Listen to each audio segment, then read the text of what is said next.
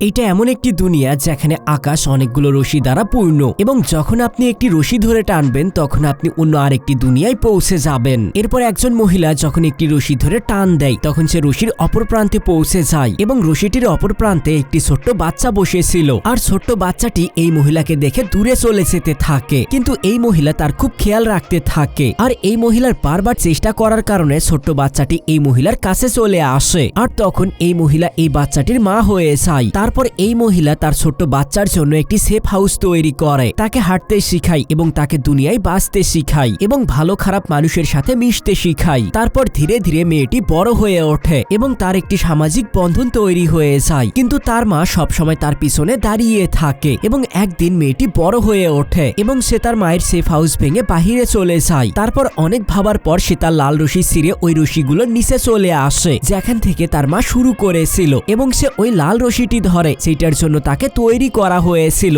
এরপর সে তার নতুন জীবন শুরু করে।